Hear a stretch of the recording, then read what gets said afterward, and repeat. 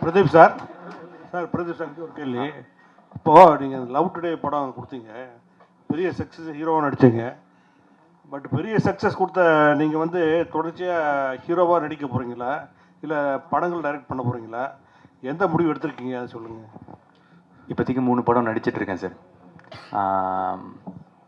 அந்த 3 படம் முடியும் போது அந்த டைமில் என்ன தோணுதோ, நான் அப்பப்போ என்ன தோணுதோ அதை தான் பண்ணிகிட்ருக்கேன். ஷார்ட் ஃபிலிம்ஸ் ஐடியில் இருந்தேன், அப்புறம் ஷார்ட் ஃபிலிம்ஸ் பண்ணிகிட்டு இருந்தேன். டைரக்ட் பண்ணணுன்னு ஆசைப்பட்டேன், டைரக்ட் பண்ணேன். நடிக்கணும்னு ஆசைப்பட்டேன், நடித்தேன். இப்போதைக்கு 3 படம் நடிக்கிறேன். அந்த டைமில் தான் டெசிஷன். ஐ திங்க் நடிக்கிறது கன்டினியூ பண்ணுவேன்னு நினைக்கிறேன். டைரக்ஷனும் அப்பப்போ ஒரு கதை பண்ணுறதுக்கு கொஞ்சம் டைம் ஆகுது. 2 வருஷம் அந்த மாதிரி எழுதுறதுக்கு டைம் ஆகுது. ஸோ அதனால் இதையும் யூஸ் பண்ணிக்கிறேன். நான் டைரக்ட் பண்ணும் போது ஒரு 3 வருஷத்துக்கு ஒரு தடவை டைரக்ட் பண்ணேன்னா அதுக்கு நடுவில் நான் நடிச்சிட்ருப்பேன்.